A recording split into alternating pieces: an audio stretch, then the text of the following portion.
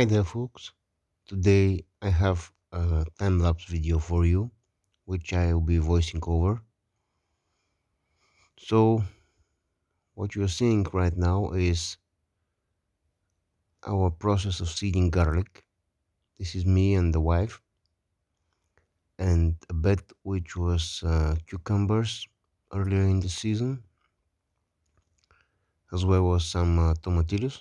They all died out in the recent frost that we had, and we prepped the bed for the garlic.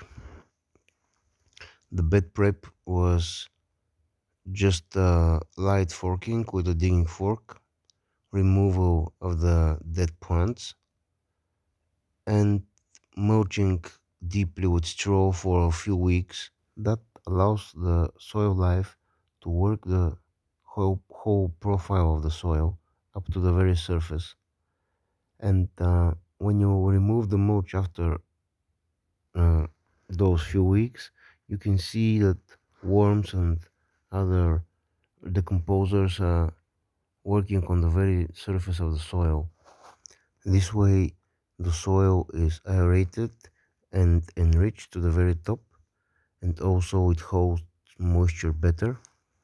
This allows us to plant the garlic, and then we don't need to water because the soil is very moist, even though we haven't had a single rain event for 1 month.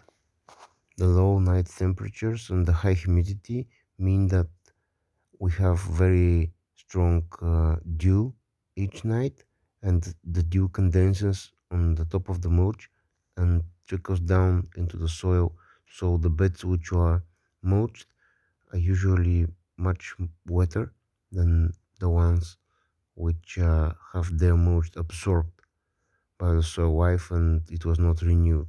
So what we did before today's seeding of the garlic is we rake the mulch to one of the paths and then rake the surface of the bed lightly to even it out and remove any of the large soil clumps that were left. And then we started the actual seeding. We're using a very simple and crude tool. It's just a piece of wood, a plank of 10 centimeter width, on which I have screwed some uh, screws but not all the way down, so they're protruding from the plank, but with two main differences. The first one being that the flat head of the wood screw creates a wider hole, a bigger indentation in the soil, and the other one is the custom spacing which you can make for your needs. We then put the plank screws down onto the surface of the soil and apply pressure. You can see me using my knee or my foot to step on the plank and then just jiggle it around a little bit.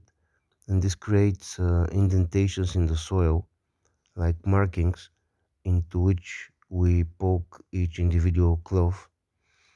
And this is very helpful because it allows us to have even spacing between the individual rows, which are the width of the plank at about 10 centimeters, and also between the individual cloves in each row, because the screws on the board on the plank are also spaced at about 10 centimeters. At this point in the video we have almost reached the end of the bed, and we have already planted nearly 300 garlic cloves, but we ran out of cloves and we had some space at the end of the bed left.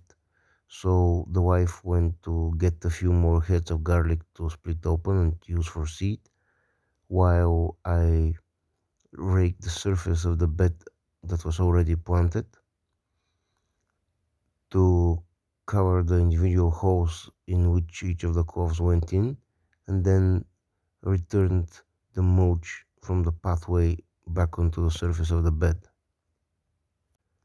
We then finished the remaining few rows of garlic, raked that as well, reapplied the mulch, spread it around more evenly, pat it down with the rake, replace the drip hoses on top, gathered our tools, and we were done.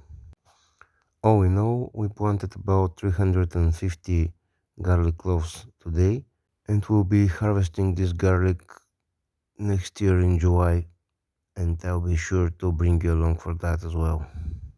Please let me know if you have any questions, and I'll try to answer them in the comments to the best of my ability. Thank you all for watching, and I'll see you in the next one.